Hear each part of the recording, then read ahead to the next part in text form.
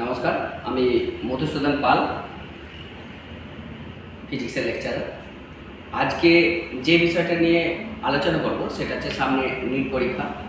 তাহলে নিটে এই কার্শফের ল, কার্শফ ল, কিরচফ যে দুটো সূত্র দিয়েছিল, একটা হচ্ছে কেভিল, একটা হচ্ছে কেসিএল।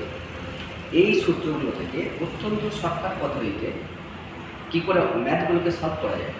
অর্থাৎ একটা অঙ্ক পড়ে, বেশিরভাগ ক্ষেত্রেই দেখা যায় নিটে এখান থেকে ম্যাথ পড়ে, এইচএসও পড়ে।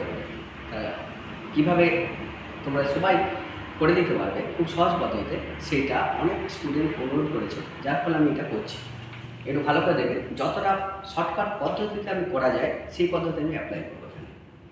তাহলে মূল বিষয়টা হচ্ছে কার্শফ ল। কার্শফ একজন ছিল জার্মান পদার্থবিজ্ঞানী, রবার্ট কার্শফ। কেন এই কার্শফ লটা দিল, এই লয়ের ফান্ডাটা কি? আমরা ওহমস ল থেকে জেনেছি। ওহমস কি বলেছিল যে when temperature and other physical condition remain constant, then potential difference direct proportional to current electricity.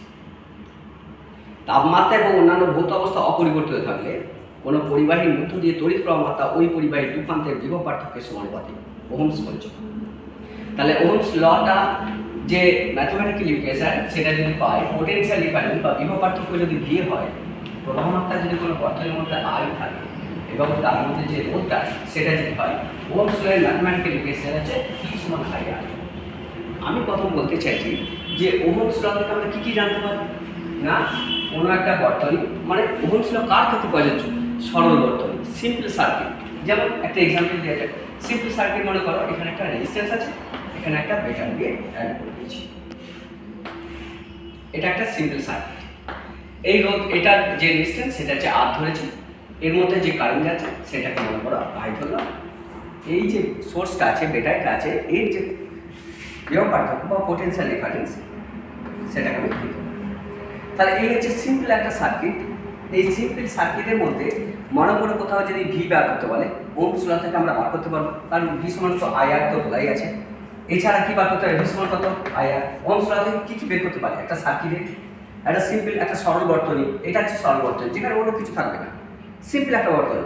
এই সিম্পল বর্তনীর মধ্যে কোথাও যদি ভি এর মান বার করতে পারে, পোটেনশিয়াল ডিফারেন্স বার করতে পারে, তাহলে আমরা কিন্তু ভি সমান আই আর ইকুয়েশন ব্যবহার করবো, যেখানে আই এর মান দেওয়া যাবে, আর এর মান দেওয়া যাবে, বার করবো। আজ কি পারি? আই এর মান বার করতে পারি, আই সমান কত না ভি বাই আর। আর কি বার করতে পারি না, আর এর মান বার করতে, আর সমান কত ভি বাই আর। তাহলে দেখো যে ওহমস ল থেকে আমরা কি পাই? পোটেনশিয়াল ডিফারেন্স মেজার করতে পারবো, প্রবাহ মাত্রা সেটাও মেজার করতে পারবো, রেজিস্ট্যান্স বা রোধ এটাও মেজার করতে পারবো ওহমস ল থেকে। তাহলে কার ক্ষেত্রে কখন প্রযোজ্য? একটা সিম্পল সার্কিট, একটা ছোটোখাটো সার্কিট, তার ক্ষেত্রে কিন্তু কোথা এই সার্কিটের মধ্যে কত পরিমাণ কারেন্ট ফ্লো করছে সেটা বের করে নিতে পারবো ওহমস ল থেকে। এই রেজিস্ট্যান্সের ভ্যালু কত সেটা বের করতে পারবো, রেজিস্ট্যান্স যদি 11 দিকে থাকে তাহলেও বের করতে পারবো। মনে করো এখানে আরেকটা রেজিস্ট্যান্স দেওয়া আছে, তাহলে এটা মনে করো R1, এটা R2, তাহলে এই দুটো রেজিস্ট্যান্স কিসে আছে? প্যারালালে আছে। প্যারালাল কানেকশন করে আমি টোটাল রেজিস্ট্যান্স পেয়ে গেলাম, সেটা ওহমের সূত্র কাজে লাগে আমি বের করে নিতে পারবো। তাহলে ওহমের সূত্র এইগুলো হচ্ছে সিম্পল সার্কিট, সরল বর্তনী। এই সরল বর্তনীর ক্ষেত্রে কিন্তু ওহমস লয়ের সাহায্যে আমরা বের করে নিতে পারবো কিসের মান? ভি এর মান, আই এর মান, আর এর মান। তাহলে কার্শফ লটা এলো কেন? বলছে সার্কিটটা যদি সরল না থাকে, যদি জটিল হয়, জটিল সার্কিট একটা মনে করো তোমাকে অ্যাড করবে, যে জটিল সার্কিট কেমন হতে পারে? মনে করো এরকম একটা সার্কিট দিয়ে দিল, যে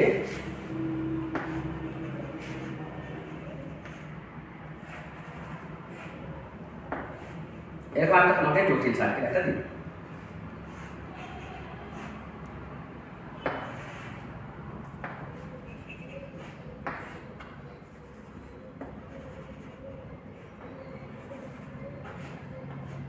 এরকম একটা জটিল সার্কিট দিয়েছে মনে করো, এটা মনে করো ভ্যালু হচ্ছে R1, এটা আছে R1, এটা R2, এটা R3, এটা R4, এটা R5, এটা R6, এটা মনে করো V1, আর এটা হচ্ছে V2। এখন একটা জটিল সার্কিট, এটা একটা জটিল সার্কিট দেখতে পাচ্ছ। এই রকম জটিল সার্কিট বা এর থেকে অনেক বড় বড় জটিল সার্কিট হয়, এর সঙ্গে একটা বড় সার্কিট যোগ করতে হবে। এইগুলো হচ্ছে আমাদের যে কমপ্লেক্স সার্কিট বা জটিল সার্কিট। এই জটিল সার্কিটের মধ্যে বললো মনে করো যে এই পয়েন্টের মধ্যে কত পরিমাণ কারেন্ট ফ্লো করছে, এটা সমান কত পরিমাণ কারেন্ট ফ্লো করছে, আর R3 রেজিস্ট্যান্সের মধ্যে কত পরিমাণ কারেন্ট ফ্লো করছে, এইরকম কোনো জটিল সার্কিটের ভেতরে যদি তোমাকে তার কারেন্ট বার করতে বলে, মানে আয়ের ভ্যালু বার করতে বলে, আর ওহমস ল দিয়ে হবে না।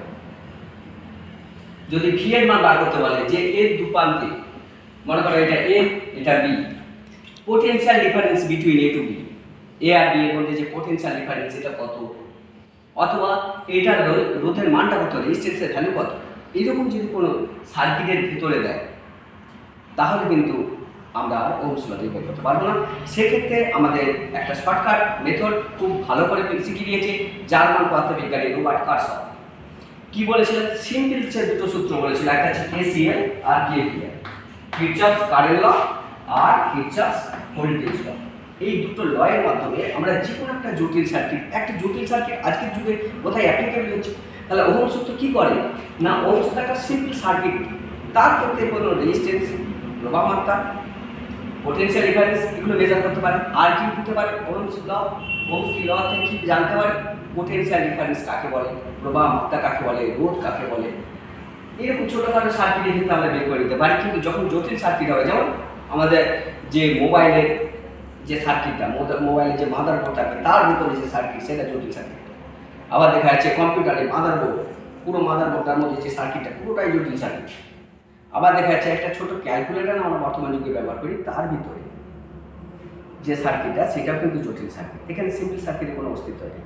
এই সমস্ত জটিল সার্কিটের কোনো নোড পয়েন্ট থেকে অন্য কোনো নোড পয়েন্টে পোটেনশিয়াল ডিফারেন্স কত, প্রবাহ মাত্রা কত, এই সমস্ত বিষয়গুলো জানার জন্য কিন্তু কার্সপ ল। ঠিক আছে, তাহলে কার্সপ ল জটিল সার্কিটের ক্ষেত্রে প্রযোজ্য বা জটিল বর্তনীর ক্ষেত্রে প্রযোজ্য, ওহমস লটা সিম্পল বর্তনীর ক্ষেত্রে প্রযোজ্য। তাহলে ওহমস ল কি হলো না, এই সমস্ত সার্কিটের ভিতটা হচ্ছে ওহমস ল। এর প্রথম ধারণাটা দিয়েছিল যে কীভাবে কী করতে হবে। তাহলে আমি প্রথম আসছি যে এই যে কার্চফস, জার্মান পদার্থবিজ্ঞানী ছিল রবার্ট কার্সপ। এই কার্সপ একটা সুন্দর ডিসকাস করে দিল, যেটা আছে কেভিএল দুটো ইকুয়েশন দিল, যেটা আছে দুটো ল দিয়েছিল, একটা হচ্ছে কেসিএল কিরচফস কারেন্ট ল, আর একটা হচ্ছে কেভিএল কিরচফস ভোল্টেজ ল। এই কারেন্ট লয়ের সাহায্যে কোনো সার্কিটের অভ্যন্তরে যে কোনো জায়গায় আমরা কারেন্টের পরিমাণটা কত সেটা বের করতে পারি। আর ভোল্টেজ লয়ের সাহায্যে আমরা পোটেনশিয়াল ডিফারেন্স, সার্কিটের কোনো জটিল জায়গা, কোনো সার্কিটের অভ্যন্তরীণ কোনো জায়গা, সেই জায়গার মধ্যে যদি ভি এর মান বার করতে হয়, পোটেনশিয়াল ডিফারেন্স কত, সেইগুলো আমরা কিন্তু ভালোভাবে মেজার করতে পারি কেভিএল এর সাহায্যে। তাহলে একটু আসে যাক যে কার্চফস প্রথম সূত্র, যেটাকে কেসিএল বলা হয়, সেই কেসিএল জিনিসটা কি একটু দেখা।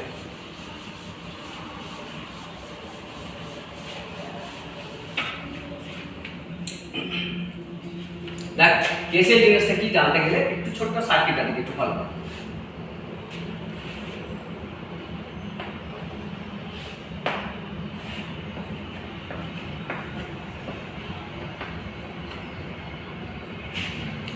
কার্চফস প্রথম সূত্রটা কি বলছে? বলছে কোনো বর্তনীর সংযোগ বিন্দুতে, যে কোনো একটা বর্তনী, তার সংযোগ বিন্দুতে মোট প্রবাহ মাত্রার বীজগাণিতিক যে যোগফল, সেই বীজগাণিতিক সমষ্টি সবসময় কথা হয় শূন্য হয়। কার্চফস লয়ের মূল ম্যাথমেটিক্যাল ইকুয়েশন কি ছিল? Summation I equal to 0। কি বলছে? বলছে কোনো বর্তনী কোনো সংযোগ বিন্দুতে, একটা বর্তনী, এটা একটা সিম্পল বলছি, এটা একটা সংযোগ বিন্দু, একটা নোডাল পয়েন্ট। নোডাল পয়েন্ট মনে করে এটা হচ্ছে এ বিন্দু। এখানে কি হচ্ছে দেখ, বলছে কোনো বর্তনীর কোনো সংযোগ বিন্দুতে তড়িৎ প্রবাহ যেগুলো হচ্ছে, সেই তড়িৎ প্রবাহ মাত্রাগুলোর বীজগাণিতিক সমষ্টিটা শূন্য। খুব সুন্দরভাবে বোঝা প্রথমটা, এর মধ্যে যে পরিমাণ কারেন্ট যাচ্ছে সেটা হচ্ছে I1, সিম্পল বলছি, এটা মনে করো I1, এটা মনে করো I2, এটা মনে করো I3, এটা মনে করো I4, এটা মনে করো I5। কার্চফস কেসিএল কি বলছে? কেসিএলটা কি বলছে? কেসিএল বলছে বর্তনীর কোনো সংযোগ বিন্দুতে মোট প্রবাহ মাত্রাগুলোর বীজগাণিতিক যোগফল সবসময় শূন্য হবে। বর্তনীর কোনো সংযোগ বিন্দুতে, মনে করো এটা একটা বর্তনীর একটা সংযোগ বিন্দু, সেই বিন্দুটার নাম দিয়েছি আমি এ। তাহলে এই বিন্দুতে মোট প্রবাহগুলোর বীজগাণিতিক যোগফল সবসময় কি হয়? 0 হয়। মিনস কি বলছে? বলছে এই বর্তনীতে কতগুলো কারেন্ট ঢুকছে। দেখো বর্তনীটা এই পয়েন্টে, নোডাল পয়েন্ট যেটা হচ্ছে জাংশন, এই জাংশনে কতটা কারেন্ট ঢুকছে না I1 ঢুকছে, I2 ঢুকছে। যারা ঢোকে মানে যারা যায় তারা সবসময় কি হয় না পজিটিভ হয়। তাহলে কে কে যাচ্ছে? I1 যাচ্ছে, I2 যাচ্ছে, তাহলে I1 I2 পজিটিভ। অ্যাকচুয়ালি কি বললো কার্সপ? বলছে কোনো জাংশনে যতগুলো কারেন্ট, যতগুলো প্রবাহ মাত্রা প্রবেশ করে ততগুলো প্রবাহ মাত্রা কী হয়, বেরিয়ে যায়। একটা বাস স্টপ হচ্ছে, সেখানে বাস কি আছে, এসে দাঁড়ায়, সংসার বেরিয়ে চলে যায়। বাস স্টপে যে কোনো গাড়ি থাকে, তাহলে বাস স্টপে কোনো গাড়ি দাঁড়িয়ে থাকে না।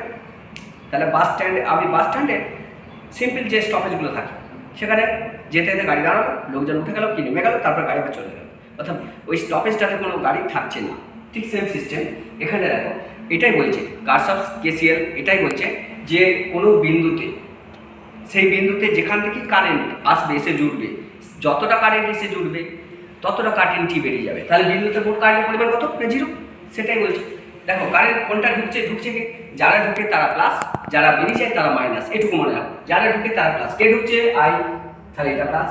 আর কে ঢুকছে, দেখো যাচ্ছে অ্যারো চিহ্নের মাধ্যমে প্রকাশ করেছি, এটা প্লাস।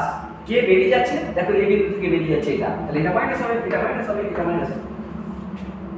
তাহলে এই যে টোটাল বীজগাণিতিক যোগফল, মানে যারা ঢুকবে তারা প্লাস, যারা বেরোবে তারা মাইনাস, এদের যোগ করলে কত হবে, I1 plus I2 minus I3 minus I4 minus I5, এই টোটাল অ্যাডিশনটা কত হবে, 0 হবে। অর্থাৎ দেখো I1 প্লাস I2, এটা ঢুকছে বলে প্লাস হচ্ছে, যারা বেরিয়ে যায় তারা মাইনাস, কারা বেরিয়েছে, I3 বেরিয়ে যাচ্ছে মাইনাস, I4 বেরিয়ে যাচ্ছে মাইনাস, I5 বেরিয়ে যাচ্ছে মাইনাস, এই টোটাল অ্যাডিশনটা কত হবে, 0। তাহলে এই বীজগাণিতিক যোগফলটা সবসময় কি হয়, ন্যায্য হয়। এটা হচ্ছে আমাদের কিরচফ কারেন্ট ল। তাহলে কোনো নোডাল পয়েন্টে যতটা কারেন্ট ঢোকে ততটা কারেন্ট বেরিয়ে যায়। অর্থাৎ আমি এটাকে এইভাবে প্রকাশ করতে পারি যে যতটা কারেন্ট ঢোকে ততটা কারেন্টই বেরিয়ে যায়। তাহলে কারেন্ট ঢুকছে না, I1 প্লাস I2 ঢুকছে, তারাই বেরিয়ে যাচ্ছে, যারা ঢুকছে তারাই বেরিয়ে যাচ্ছে। তাহলে এখানে লিখবো I3 minus I4 minus I5, মানে এটা এটা এটা, এরা ঢুকছিল, এরা বেরিয়ে যাচ্ছে, যতটা ঢুকেছে ততটা বেরিয়ে যাচ্ছে। তাহলে এটাকে যে তিনটে রূপ দিয়ে আমি প্রকাশ করি, তাহলে এখানে আরেকটা লিখে দাও। মনে করো এটাকে সেক্ষেত্রে মনে তুমি ধরো I1 I2, এটাকে মনে করো I2, এটাকে মনে করো I3, এটা মনে করো I4, এটা মনে করো I5, এটা মনে করো I6। তাহলে এই সিম্পল সার্কিটটাকে আমি কিভাবে প্রকাশ করতে পারি, এভাবে লিখতে পারি। কারা কারা ঢুকছে, দেখো I1 ঢুকছে, I2 ঢুকছে, I3 ঢুকছে, যা ঢুকবে তারা প্লাস।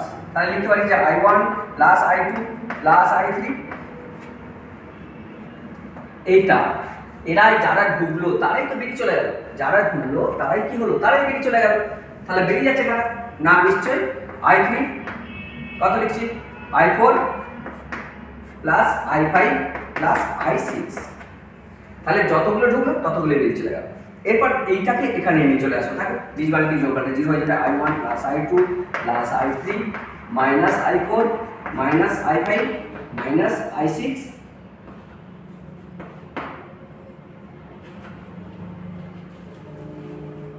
ইকুয়াল টু কত, 0। সবগুলোকে নিয়ে চলে যাবে, সবগুলো মাইনাস হয়ে গেল। এই বীজগাণিতিক যোগফলটা হচ্ছে 0।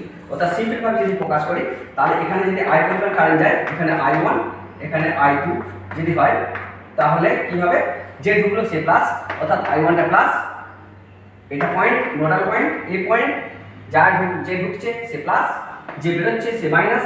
তাহলে বেরোচ্ছে কে, না I1 minus I2 equal to 0। এটা হচ্ছে কেসিএল। তাহলে কেসিএল হচ্ছে যারা ঢুকবে তারা বেরিয়ে যাবে, ব্যাস। দেখো যারা ঢুকবে তারা বেরিয়ে যাবে, কারা ঢুকছে, তড়িৎ প্রবাহ মাত্রা ঢুকছে। প্রবাহ মাত্রা অ্যাকচুয়ালি কি, দেখো প্রবাহ মাত্রা কাকে বলে, flow of electron per unit area per unit second, that will call current electricity. Current কাকে বলছে, flow of electron per unit area per unit second. একক প্রস্থচ্ছেদের মধ্য দিয়ে যতগুলো আধান যাচ্ছে, কারেন্টের ফ্লো মানে কি, অ্যাকচুয়ালি ফ্লো অফ ইলেকট্রন, ইলেকট্রনের ফ্লো।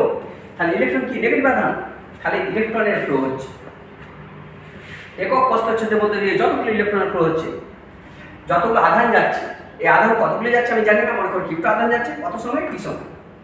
তাহলে কারেন্ট মানে কি, ফ্লো অফ ইলেকট্রন মানে আধানের পরিমাণ বাই সময়। এই জন্য এই কেসিএলটাকে অনেক সময় বলা হয়, অ্যাকচুয়ালি এখান থেকে কি পাচ্ছি না, কোনো নোডাল পয়েন্টে বা কোনো জাংশনে, একটা সার্কিট, সেই সার্কিটের কোনো জাংশনে যতগুলো আধান ঢুকে ঠিক ততগুলো আধান বেরিয়ে যায়। এই জন্য এই কেসিএলটাকে কি বলা হয় না, এই কেসিএলটাকে বলা হচ্ছে আধানের সূত্র। যে অনেক সময় পড়ে যে কিরচফের কোন সূত্রটাকে আধানের সূত্র বলা হয়, এই কেসিএলটাকে আধানের সূত্র বলা হয়। কারণ কেসিএল কি বলছে, কোনো জাংশনে যতটা প্রবাহ মাত্রা ঢোকে ততটা প্রবাহ মাত্রা বেরিয়ে যায়। এই প্রবাহ মাত্রাগুলোর বীজগাণিতিক যোগফল সবসময় 0 হয়। অর্থাৎ কোনো প্রবাহ মাত্রা ঢুকছে মানে কি, আধান ঢুকছে, তাহলে যতটা আধান ঢুকে ততটা আধান বেরিয়ে যায়। এই আধান ঢুকে বেরিয়ে যাচ্ছে, এই আধান ঢুকে বেরিয়ে যাওয়াটাকে আমরা বলছি যে আধানের সূত্র। তাহলে অনেক সময় এটাকে আধানের সূত্র বলা হয়, অনেক সময় প্রবাহ নিয়ে বলা হচ্ছে, ওই জন্য প্রবাহের সূত্র বলা হয়। কেসিএলটাকে বলেছে বা কারচফের প্রথম লটাকে বলেছে প্রবাহের সূত্র, আধানের সূত্র। আরেকটা শর্ট কোশ্চেন পড়ে যে এই যে কিরচফস ফার্স্ট ল যেটা কেসিএল বলছে, এই কেসিএলটা কোথায় কাজ করে একটা বর্তনী না যে কোনো জাংশনে কাজ করে। মনে রাখো জাংশনে কিন্তু কেসিএল কাজ করবে, অন্য কোনো জায়গায় কেসিএল কাজ করবে। যে কোনো একটা জাংশনে প্রবাহ মাত্রাগুলোর মোট প্রবাহ মাত্রাগুলোর বীজগাণিতিক যোগফল সবসময় কি হয় না শূন্য হয়। প্রবাহ মাত্রাগুলোর বীজগাণিতিক যোগফল শূন্য হয়। এরপর যেটা দেখাচ্ছি সেটা হচ্ছে কেভিএল, কিরচফস ভোল্টেজ ল। তাহলে কেভিএল জিনিসটা কি, কিরচফস ভোল্টেজ ল সম্পর্কে কি বলবো। তাহলে কেসিএল থেকে তো আমরা প্রবাহ মাত্রা পাবো, একটা সার্কিট, একটা জটিল সার্কিট, তার অভ্যন্তরে কোনো একটা পয়েন্ট থেকে কোনো পয়েন্টে যদি কারেন্ট কতটা ফ্লো হচ্ছে সেটা আমরা বের করে নিতে পারবো কেসিএল এর সাহায্যে। আর কেভিএল এর সাহায্যে কি পাবো না, কেভিএল এর সাহায্যে কোনো বদ্ধ লুপে, একটা বদ্ধ লুপ, এটা মনে করো একটা বদ্ধ লুপ, একটা সিম্পল বদ্ধ লুপ করছি, মনে করো এটা একটা সিম্পল বদ্ধ লুপ, টোটাল সার্কিটে কমপ্লিট। দেখো এটা একটা সিম্পল বদ্ধ লুপ, এটা মনে করো এই সিম্পল বলছি 10 ভোল্ট, এটা মনে করো 2 ভোল্ট, এই দু সাইডের পোটেনশিয়াল ডিফারেন্স মনে করো 2 ভোল্ট। এটা মনে করো এটা একটা বাল্ব, বাল্বের চিহ্ন হচ্ছে এটা, ফিজিক্সের ডিনোট করা হয় বাল্বকে এটা দিয়ে, এই মনে করো এটা হচ্ছে 8 ভোল্ট। তাহলে কি বলছে, বলছে কোনো বদ্ধ লুপের ভেতরে অবস্থিত, একটা বদ্ধ লুপের ভেতরে অবস্থিত সে ব্যাটারি হোক, রেজিস্ট্যান্স হোক বা এনি কম্পোনেন্ট, এটাকে মনে করো বদ্ধ লুপ। দেখতে পাচ্ছ একটা জটিল সার্কিট, এখানে আর ওহমস ল কাজ হবে না, কারণ ওহমস ল বলে গেছি সিম্পল সার্কিটের ক্ষেত্রে প্রযোজ্য, এরকম ছোট সার্কিটের ক্ষেত্রে ওহমস ল প্রযোজ্য, কিন্তু জটিল সার্কিট যখন হবে তখন আর প্রযোজ্য হবে। এই জটিল সার্কিটের ক্ষেত্রে তাহলে কোনো জটিল সার্কিটের ক্ষেত্রে কী দেখতে পাই না, কোনো বদ্ধ লুপের ভেতরে অবস্থিত মনে করো সে ব্যাটারি হতে পারে, এই যেমন ব্যাটারি আছে একটা বদ্ধ লুপ, এর ভেতরে কি আছে ব্যাটারি আছে, রেজিস্ট্যান্স আছে, এনি কম্পোনেন্ট থাকতে পারে, ট্রানজিস্টর থাকতে পারে, কন্ডেন্সার থাকতে পারে, এই যে কোনো থাকতে পারে। যে সমস্ত কম্পোনেন্টগুলো থাকবে তাদের দুপান্তের বিভব পার্থক্যের বীজগাণিতিক যোগফল সবসময় কত হবে 0 হবে। তাহলে একটা সার্কিট, একটা মনে করো একটা জটিল সার্কিট, একটা কমপ্লেক্স সার্কিট, এই সার্কিটের ভিতরে তো অনেক কিছু থাকে, কন্ডেন্সার থাকে, রেজিস্ট্যান্স থাকে, ব্যাটারি থাকে, এই টোটাল যে কম্পোনেন্টগুলো থাকে এই কম্পোনেন্টগুলোর টোটাল কম্পোনেন্টগুলোর দুপান্তের বিভব পার্থক্যের যে বীজগাণিতিক যোগফল সেটা সবসময় কি হবে 0 হবে। একটা ভালো করে দেখো যে কেভিএল এটাকে নির্দেশ করছে, কি বলছে অ্যাকচুয়ালি যে summation V equal to 0, summation V equal to 0। আবার আমরা কি জানি ওহমস ল থেকে কি পেয়েছি ভি সমান আইআর, তাহলে আমি এটাকে কি লিখতে পারি না summation V equal to 0 or অথবা কি লিখতে পারি summation V equal to summation IR equal to 0, এটা লেখা যায়। এই জিনিসটা বলছে অর্থাৎ কোন একটা জটিল কমপ্লেক্স সার্কিট একটা আছে, সেই সার্কিটের যে কোনো পয়েন্টে মনে করো এটা এ বললাম, এটা বি বলছি, এটা সি, এটা ডি, এটা ই, এটা এফ, এটা কমপ্লেক্স সার্কিট, এটা একটা বদ্ধ লুপ হয়ে গেছে। কারণ এই বদ্ধ লুপ কটা আছে, 3টে বদ্ধ লুপ আছে। দেখো এ থেকে বিতে গেলাম, বি থেকে ইতে গেলাম, ই থেকে এফে গেলাম, এফ থেকে আবার এ গেলাম, একটা বদ্ধ লুপ কমপ্লিট। আর একটা বদ্ধ লুপ বি থেকে, এই বদ্ধ লুপটা কথা হচ্ছে বি থেকে সি, সি থেকে আবার ডিতে গেলাম, ডি থেকে আবার ইতে গেলাম, ই থেকে আবার বিতে ফিরে এলাম, এটা একটা বদ্ধ লুপ। আর কি আছে, এ থেকে ডাইরেক্ট সিতে গেলাম, আবার সি থেকে ডিতে গেলাম, আবার ডি থেকে এফ থেকে গেলাম, আবার এফ থেকে এতে গেলাম। অর্থাৎ বদ্ধ লুপ কোনখান থেকে স্টার্ট হয়, যেখান থেকে তুমি স্টার্ট করেছো সেখানে আবার ফিরে আসা, টোটাল কমপ্লিট একটা বদ্ধ লুপ। 3টে বদ্ধ লুপ এখানে আছে। তাহলে এরকম একটা বদ্ধ লুপে মনে করো এইটার ক্ষেত্রে ধরো এটা কেভিএল জিনিসটা কি একটু সিম্পল ভাবে একটু বোঝানো যায়। মনে করো একটা ব্যাটারি আছে, সিম্পল সার্কিট বুঝতেই পারছো, এখানে 2 ভোল্টের একটা আমাদের একটা রেজিস্ট্যান্স লাগানো আছে, এই রেজিস্ট্যান্সের ভ্যালু কত আমি জানি না, আর ধরেছি। আচ্ছা এখানে একটা বাল্ব আছে, বাল্ব সর্বনিম্ন কি 100 ওয়াটের হতে পারে, 60 ওয়াটের হতে পারে, একটা খরচা করে। রেজিস্ট্যান্স কি করবে, রেজিস্ট্যান্সের মধ্যে যখন কারেন্ট ফ্লো হবে তখন রেজিস্ট্যান্সের কি হবে হিট হবে, তাপ হবে, আর বাল্বের মধ্যে কারেন্ট হলে কি হবে বাল্বটা জ্বলবে, অর্থাৎ লাইট দেবে। ব্যাটারির মধ্যে কি আছে তড়িৎ শক্তি, রাসায়নিক শক্তি আছে। তাহলে ব্যাটারির মধ্যে কি আছে রাসায়নিক শক্তি, রাসায়নিক শক্তি কিসে পরিণত হলো না রাসায়নিক শক্তি তড়িৎ শক্তিতে রূপান্তরিত হবে। এই তড়িৎ শক্তি টোটাল রাসায়নিক শক্তি কত, মানে ব্যাটারি কতটা সাপ্লাই করছে, ব্যাটারি দুপান্তে দিয়ে পার্থক্য হচ্ছে ভি। মনে করো ব্যাটারি কত পরিমাণ পোটেনশিয়াল সাপ্লাই করছে না 10, যেটা সাপ্লাই করছে সেটাকে পজিটিভ ধরা হবে। তাহলে ব্যাটারি যেটা সাপ্লাই করছে সেটা পজিটিভ 10। এই সাপ্লাই ভোল্টেজের একটা অংশ নিচ্ছে রেজিস্ট্যান্স, কত নিচ্ছে সে না রেজিস্ট্যান্স কি করছে, হিট করে ব্যয় করে দিচ্ছে। তাহলে যে ব্যয় করে, যে দেয়, সে কি হয় পজিটিভ। যে ব্যয় করছে, যেমন রেজিস্ট্যান্সের মধ্যে যখন যাচ্ছে তখন কি হচ্ছে, রেজিস্ট্যান্সে হিট হচ্ছে, তো তাপ শক্তিতে রূপান্তরিত হচ্ছে। তাহলে -2 লাইটের মধ্যে যখন যাচ্ছে, বাল্বের মধ্যে যখন যাচ্ছে, বাল্ব কি করছে, ওটাকে আবার লাইটে কনভার্ট করছে, অর্থাৎ বাল্বও কিন্তু ওই বিভব পার্থক্যটাকে অর্থাৎ প্রবাহমাত্রা থেকে আলোক শক্তিতে রূপান্তরিত হচ্ছে। এই ডিপোজিট টোটাল দেখো কেটে দাও 0। অর্থাৎ কোনো সার্কিটের যে কোনো টোটাল বিভব পার্থক্যটা, ওর মধ্যে যে কম্পোনেন্টগুলো আছে তাদের বিভব পার্থক্যের যোগফলটা হচ্ছে সবসময় বীজগাণিতিক যে যোগফল, সেটা 0 হয়। অর্থাৎ আমি এই কেবিএল থেকে কি পাচ্ছি, কার্চফস ভোল্টেজ ল, এটা কি ডিনোট করছে বলো তো? এটা দেখো রাসায়নিক শক্তি, তাপ শক্তি, আলোক শক্তিতে রূপান্তরিত হচ্ছে। তাহলে রাসায়নিক শক্তি যদি তাপ শক্তি, আলোক শক্তিতে রূপান্তরিত করে, তাহলে বর্তনীর কোনো প্রথম, তাহলে এখানে কি হচ্ছে না, শক্তি সংরক্ষণ নীতি মেনটেন করে চলে। তাহলে কেভিএল কোন নীতি মেনে চলে, কেভিএল কার্চফসের ভোল্টেজ ল যেটা বলছে, কেভিএল কোন নীতিকে ফলো করে, শক্তির সংরক্ষণ নীতিকে। তাহলে শক্তির সংরক্ষণ নীতি মানে ব্যাটারি যেটা ছাড়ছে সেটাই তাপ শক্তি, আলোক শক্তিতে রূপান্তরিত হচ্ছে, ওটা শক্তি সম্বন্ধে বলছে। তাহলে শক্তির সংরক্ষণ নীতিকে মেনটেন করে বা মেনে চলে আমাদের কেভিএল। আর কেভিএল কি কাজ করে না, বর্তনীর কোনো বদ্ধ লুপে কেভিএল কাজ করে। অনেক সময় শর্ট কোশ্চেন দুটো ভিভিআই করে যে কেভিএল কোথায় কাজ করে, না কেভিএল যে কোনো একটা জটিল সার্কিট এর বদ্ধ লুপে কাজ করে কেভিএল। আর ঠিক সেম সিস্টেম, তাহলে কেভিএল কাজ করছে যে কোনো একটা জটিল বর্তনীর বদ্ধ লুপে। আর কেভিএল কি নির্দেশ করে, কোন সংরক্ষণ নীতি মেনে চলে না, শক্তির সংরক্ষণ নীতি মেনে চলে। কেন শক্তির সংরক্ষণ নীতি করে, আমি একটা সিম্পল সার্কিটের ক্ষেত্রে দেখালাম, ব্যাটারি 10 ভোল্ট, সেই 10 ভোল্টের ব্যয় হচ্ছে কত, রেজিস্ট্যান্সের ব্যয় হচ্ছে 2 ভোল্ট, আর বাল্বের ব্যয় হচ্ছে কত, 8 ভোল্ট। তাহলে রেজিস্ট্যান্সে যখন গেল তাপ শক্তিতে রূপান্তরিত হলো এই তড়িৎ শক্তি। দেখো রাসায়নিক শক্তি ব্যাটারির মধ্যে আছে, সে তড়িৎ শক্তিতে রূপান্তরিত হচ্ছে, তড়িৎ শক্তি রেজিস্ট্যান্সের মধ্যে যাচ্ছে, রাসায়নিক হিটে উৎপন্ন করছে, তাপ উৎপন্ন করছে, তাপ শক্তিতে রূপান্তরিত হচ্ছে। আবার এই তড়িৎ শক্তি যখন লাইটের মধ্যে যাচ্ছে তখন কি হচ্ছে, আলোক শক্তি উৎপন্ন করছে। অর্থাৎ এখানে শক্তি ট্রান্সফার হচ্ছে, আর কিছু না। ব্যাটারির মধ্যে রাসায়নিক শক্তি থেকে তড়িৎ শক্তি থেকে হিট, তাপ শক্তি, আবার বাল্বের মধ্যে যখন যাচ্ছে তখন সেটা আবার আলোক শক্তিতে রূপান্তরিত হচ্ছে। অর্থাৎ এই জন্য এই কেভিএলটাকে বলা হচ্ছে যে আমাদের শক্তির সংরক্ষণ নীতি মেনে চলে। ঠিক কেসিএলটা কি মেনে চলেছিল না, কেসিএলটা কি মেনে চলেছিল না, কোনো কেসিএল কোথায় কাজ হয়, যে কোনো জাংশনে কাজ হয়, বলে দিয়েছি যে কোনো একটা জাংশনে কেভিএল মেনটেন করে। কেভিএল মূল নীতিটা কী ছিল, বলছে কোনো একটা নোডাল পয়েন্টে বা জাংশনে যেখান থেকেই কারেন্টগুলো এসে সেখানে ঢুকুক, সেই কারেন্টগুলোই বেরিয়ে যায়। এই হচ্ছে তার ঘটনা। তাহলে কোনো জাংশনে টোটাল কারেন্টের বীজগাণিতিক যোগফলটা কত না, 0। এই হচ্ছে ব্যাপার। মানে জাংশনে কারেন্ট ঢুকছে মানে কি, আধান ঢুকছে। তাহলে যতগুলো আধান ঢুকছে ততগুলো আধান বেরিয়ে যাচ্ছে একটা টাইমের সাপেক্ষে। তাহলে এই যে আধান বেরিয়ে যাচ্ছে, আধান ঢুকছে, আধান বেরিয়ে যাচ্ছে, তাহলে আধান সংরক্ষণ নীতি মেনটেন করে চলে কেসিএল। বিষয়টা ক্লিয়ার হলো। এবার এই জটিল বর্তনীটা একটু কেভিএল প্রয়োগ করা যাবে। দেখো এখানে আমি একটা জটিল বর্তনী এঁকেছি অবশ্যই। এই জটিল বর্তনীটার মধ্যে মনে করো তোমাকে এমন কেমন দিতে পারি, যেমন ওহমস ল থেকে এখানটা বের করা যাবে। মনে করো এটা একটা জটিল বর্তনী, সিম্পল বলছি, এটা একটা রেজিস্ট্যান্স আছে 3 ওহম সোজা, আরেকটা রেজিস্ট্যান্স আছে 2 ওহম, দেখতেই পাচ্ছ এটা একটা জটিল বর্তনী। এর মধ্যে যে 8 যে ওহম রেজিস্ট্যান্সটা, এই 8 ওহম রেজিস্ট্যান্সের মধ্যে দিয়ে যে কত পরিমাণ কারেন্ট যাচ্ছে সেটা বার করতে বলতে পারো। তোমাকে বলবো যে value of I2 equal to কত, 8 ওহম রেজিস্ট্যান্সের মধ্যে যে কত পরিমাণ কারেন্ট যাচ্ছে সেটা তোমাকে বার করতে হবে। এটা আর পাওয়া যাবে না তোমার ওহমস ল থেকে, কারণ ওহমস ল সিম্পল সার্কিটের ক্ষেত্রে প্রযোজ্য, তার ক্ষেত্রে বলে দেওয়া যাবে। কিন্তু এই জটিল সার্কিটের ভিতরে কোনো একটা নোডাল পয়েন্ট থেকে আরেকটা নোডাল পয়েন্ট, এখানে নোড পয়েন্ট এ বি থেকে কোথায় ই, তাহলে এখান থেকে এখানে যে কারেন্টটা ফ্লো হচ্ছে তার মানটা কত সেটা তোমাকে বার করতে হবে। সেটা কীভাবে বার করতে যায়, তার শর্টকাট সিস্টেম, একবার সিম্পল শর্টকাট সিস্টেম দেখে রাখো।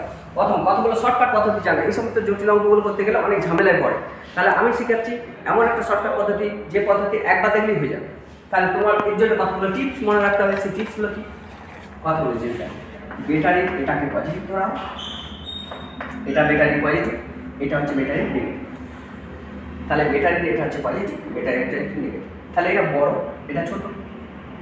যদি আমি বড় থেকে ছোটোর দিকে যাই, কে যাচ্ছে, আমি যাচ্ছি, প্রবাহ মাত্রা আমার সঙ্গে যাচ্ছে। আমি যাব, আমার সঙ্গে প্রবাহ মাত্রা যাবে। দেখো যদি আমি বড় থেকে ছোটোর দিকে যাই মানে আমি ধনী ছিলাম, আমি আস্তে আস্তে গরিব হয়ে যাচ্ছি। সিম্পল মনে রাখো, আমি বড় ছিলাম, গরিব হয়ে যাচ্ছি, তার মানে কি আমার অবনতি হচ্ছে। সেক্ষেত্রে কী হবে, মাইনাস হবে। অর্থাৎ তড়িৎ প্রবাহের অভিমুখে যদি আমার যাওয়া হয়, অর্থাৎ আমার ভেলোসিটি আর কারেন্টের ভেলোসিটি ডাইরেকশন যদি একই থাকে, মনে করি এটা আমি, এটা হচ্ছে কারেন্ট, কারেন্টের অভিমুখ আমার অভিমুখ যদি একই দিকে থাকে তাহলে কি হবে? নেগেটিভ হবে। কোনটা নেগেটিভ হবে? আইটা নেগেটিভ হবে। আইটা সেক্ষেত্রে কি লিখবো? Minus I.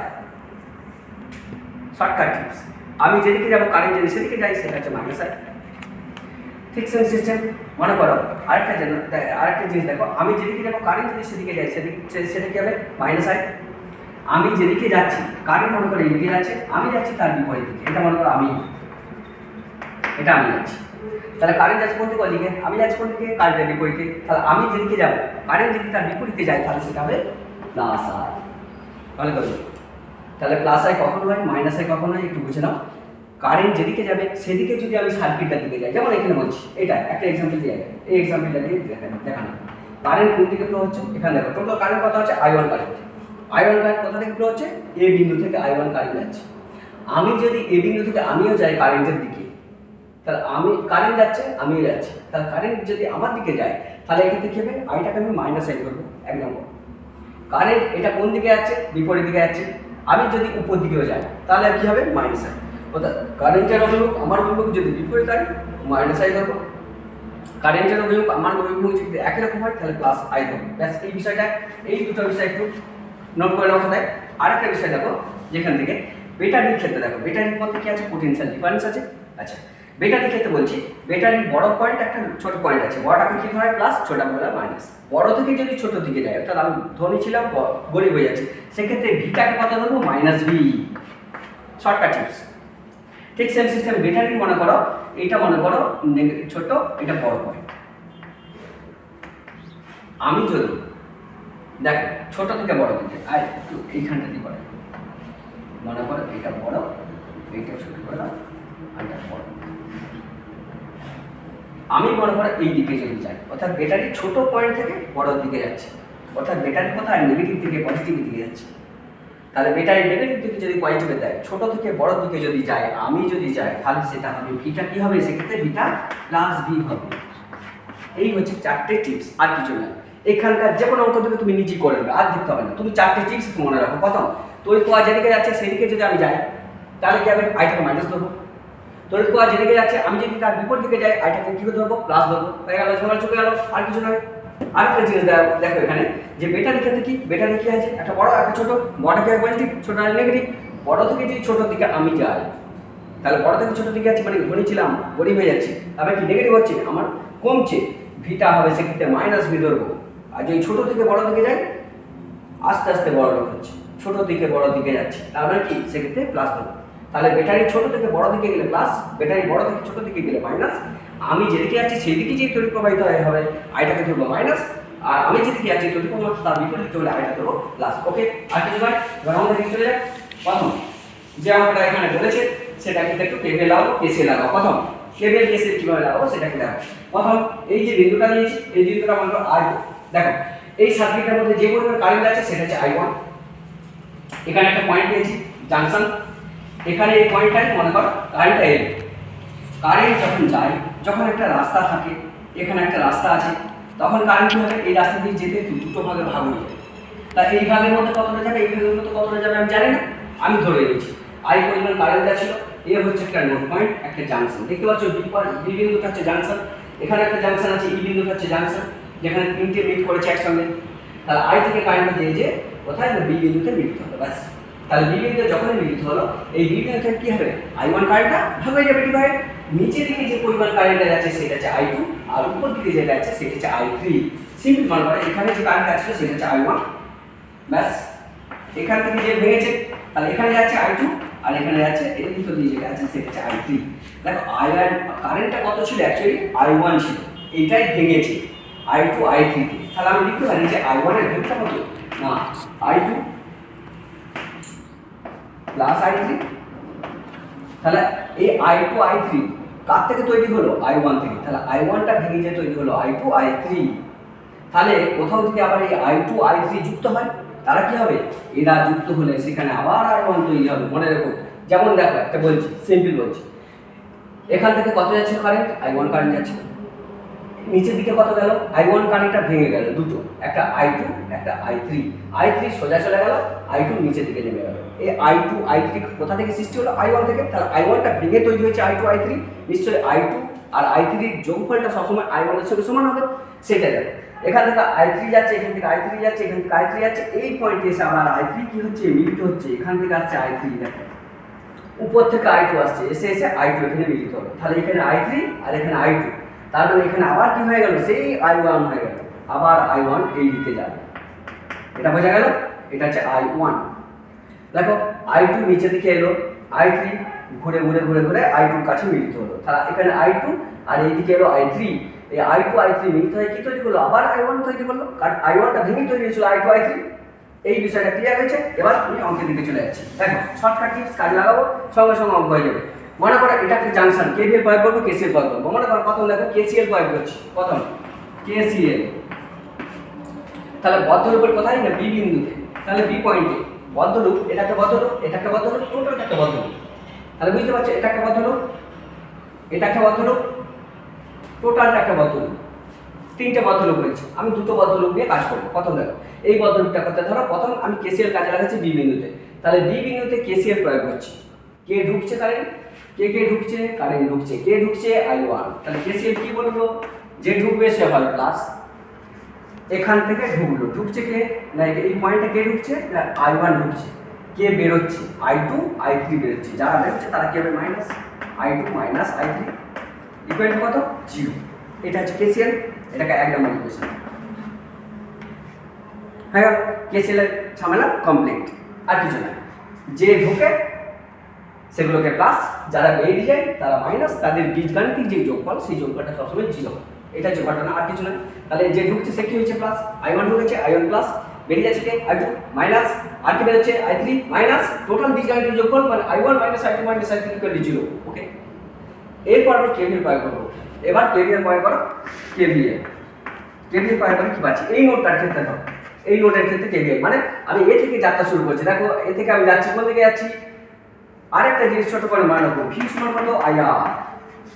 এখন আর এর মান যদি দেওয়া থাকে আর সমান কত 3 ওহম, তাহলে আমি কি লিখতে পারি না 3i লিখতে পারি, যেটাই 3i সেটাই হচ্ছে কি একই জিনিস, কারণ আইটা কি না আরটা হচ্ছে 3, তাহলে আরআই এর পরিবর্তে আমি ভি লিখতে পারি। তাহলে কোথাও ভি থাকলে তার পরিবর্তে কি লিখবো আরআই লিখবো। এই জন্য আমাদের কেভিএল যে ইয়েটা আমাদের বইতে যেটা দেওয়া আছে summation V equal to summation IR, মানে যেটা ভি সেটাই IR, মানে কোথাও ভি নাই সেক্ষেত্রে IR ব্যবহার করবো, আই এবং আর দুটোই পাবো সেক্ষেত্রে ব্যবহার করবো। সেখানটা কি দেখ, যেমন আমি যাচ্ছি এইদিকে, আমি কোন দিকে কারেন্ট কোন দিকে যাচ্ছে, প্রথম দেখো কারেন্ট এইদিকে যাচ্ছে, আমি কোন দিকে যাচ্ছি বলছে আমি এইদিকে যাচ্ছি, তাহলে কারেন্ট যেদিকে যাবে আমি সেদিকে গেলে কি হয় মাইনাস হয়। ঠিক আছে, আমি যেতে যেতে রেজিস্ট্যান্সের কাছে থামবো, আমরা থামবো কোথায় রেজিস্ট্যান্সের কাছে থামবো, আর কোথাও থামবো না, যাচ্ছি যাচ্ছি যাচ্ছি রেজিস্ট্যান্স হয়ে গেছি, তাহলে রেজিস্ট্যান্সের কাছে থামবো। এক্ষেত্রে কি হবে কেভিএল প্রয়োগ করছি, তাহলে i1 আর আর এর পরিবর্তে কত লিখবো 3 ওহম মানে 3i1। দেখো আর আই এখানে দেখো ভি সমান কত, সেই সূত্রটা কাটে দেখো ভি সমান কত IR, আর এর পরিবর্তে কত আর এর পরিবর্তে এই যে আর এর পরিবর্তে i1 লিখেছি, আর এর পরিবর্তে 3 লিখবো, তাহলে 3i1। দেখো আমি যেদিকে যাচ্ছি প্রবাহ মাত্রা সেই দিকে যাচ্ছে, তাহলে মাইনাস হবে মাইনাস 3i1। এরপর আমি এইখান থেকে বদ্ধলূপ মানে কি, আমি এ থেকে যাত্রা শুরু করেছি বি তে চলে যাবো। এবার বি থেকে কোথায় নামবো না বি থেকে সোজা এর দিকে যাবো, এর দিকে যে কারেন্ট আছে সেই মানটা কত i2, তাহলে এর দিকে কারেন্ট যাচ্ছে কত i2, তাহলে এর মধ্যে কত পরিমাণ কারেন্ট যাচ্ছে i2, তাহলে i2 পরিমাণ কারেন্টের মধ্যে যাচ্ছে, যেটা এতে থেমেছে। দেখো কারেন্ট কোথাও উপর থেকে নিচের দিকে নামছে, আমি কোথায় যাচ্ছি উপর থেকে নিচের দিকে নামছি, তাহলে আমার অভিমুখ কারেন্টের অভিমুখ একই, সেক্ষেত্রে i2টা কি ধরবো মাইনাস i2 ধরবো। ওকে, তাহলে মাইনাস i2 ধরলাম, তাহলে এক্ষেত্রে কি হবে মাইনাস 8i2 আর ইন্টু আই মানে ভি, একই জিনিস। এবার আমি নিচের দিকে নামছি, এইখানে যখন নেমে চলে এলাম এই পয়েন্ট, আমি কি করবো একটা বদ্ধলূপ কমপ্লিট করবো, মানে কি যেই বিন্দু থেকে যেতে যাত্রা শুরু করেছিলাম সেই বিন্দুতে এসে মিলিত হবো। এ থেকে যাত্রা শুরু করেছিলাম, তাহলে এ থেকে বিতে যাবো, বি থেকে ইতে যাবো, ই থেকে এবার এফ এর দিকে যাবো। এই যখন ই বিন্দুতে এলাম তখন কি দেখাচ্ছে আই এসে মিলিত হচ্ছে, এখান থেকে i3 এসে মিলিত হচ্ছে, দেখো i2 এসে মিলিত হচ্ছে, i3 এসে মিলিত হচ্ছে, মানে এখান থেকে কি হয়েছে i2 i3 একসঙ্গে মিলে গেছে, তার মানে কি i1 তৈরি হয়ে গেছে, মানে এখানে যে কারেন্টটা পাবো সেটা হচ্ছে i1। তাহলে আমি এ থেকে বি তে গেলাম, কত হলো 3i1, বি থেকে ই তে গেলাম 8i2, এটা কি হবে সবগুলোই মাইনাস হবে, কারণ মাইনাস 3i1 মাইনাস 8i2। এরপর আমি এখান থেকে এখানের দিকে যাচ্ছি, তাহলে ই থেকে এর দিকে যাচ্ছে। দেখো কারেন্টের অভিমুখ কোনটা, এটা। আমার গতির অভিমুখ কোনটা, এটা। একই দিকে যদি হয়, কারেন্ট যেদিকে যাচ্ছে আমি সেদিকে গেলে কি হবে, আইটা হয়ে যাবে মাইনাস। সেক্ষেত্রে এখানে কথা হবে -2I1। এরপর কি করছে, আমি উপর দিকে উঠবো, কারণ বর্তন কমপ্লিট তখনই হয় এ থেকে যাত্রা শুরু করলে এ থেকে বিতে যাবো, বি থেকে ইতে যাবো, ই থেকে এতে যাবো, আবার এতে যাবো, তবে আমার একটা টোটাল কমপ্লিট হবে, পরিধিটা কমপ্লিট। ঠিক আছে, তাহলে আমি এফে আছি, এফ থেকে উপর দিকে যাবো। দেখো এফ থেকে উপর দিকে যাচ্ছি, এফটা থেকে উপর দিকে যাচ্ছে, তার মানে কি, দেখো ব্যাটারি কোথায়, ছোট থেকে বড় দিকে যাচ্ছে। ব্যাটারি ছোট থেকে বড় দিকে গেলে কি হয়, ব্যাটারি ছোট থেকে বড় দিকে যাচ্ছে, তারপরে কি হবে, ছোট থেকে বড় দিকে গেলে কি হবে, গরিব থেকে বড় লোক হচ্ছি, তারপরে কি প্লাস ধরবো, +9। ওকে 9 আর করলাম না, কারণ 9 ভোল্ট তো বলাই আছে, এখানে ভোল্ট বলা আছে, মানে ভি এর মান দেয়াই আছে। এক্ষেত্রে কি ছিল, ভি এর মান দেয়া থাকে না, যার ফলে ভি এর মানের পরিবর্তে আমি লিখছিলাম আই আর, আই এর পরিবর্তে লিখছিলাম I1, আর এর পরিবর্তে লিখছিলাম 2, তাহলে 2I1, এটা মানে সেই ভি, একই জিনিস। তাহলে যেখানে ব্যাটারিতে ডাইরেক্ট ভি দেওয়া আছে, তাহলে সেক্ষেত্রে আমার দরকার নেই, ভি এর মানটা কত, 9, আমি 9 লিখে দিলাম। এইটা হচ্ছে টোটাল বর্তনীর দু প্রান্তের বিভব পার্থক্যের যে বীজগাণিতিক যোগফল, এটা সবসময় কি হয়, 0। তাহলে দেখো এই বীজগাণিতিক যোগফলটা কত হলো, 0 হলো। তাহলে টোটাল কত হয়েছে দেখো, 2I1, এটা মানে 5I1 -5I1 -8I2 equal to কত হবে, ইকুয়াল টু -9 করে দিলাম, মাইনাস কমন নিয়ে বাদ দিয়ে দাও, 5I1 -8I2, মাইনাসটা কি হবে, মাইনাস কমন নিচ্ছি, মাইনাস কমন নিলে প্লাস হয়ে যাবে, সমান 9, নাম্বার 2 ইকুয়েশন। ভালো করে তাহলে কিভাবে বের করলাম, পরিষ্কার বোঝা যাচ্ছে। যেভাবে বের করলাম একটা বদ্ধ লুপে কিভাবে বার করলাম, সেটা এখান থেকে পেলাম 1 নম্বর ইকুয়েশন। এখান থেকে আরেকটা বদ্ধ লুপ ব্যবহার করব, সেখান থেকে আমি আরেকটা বার করব, সেখান থেকে আরেকটা ইকুয়েশন পাবো।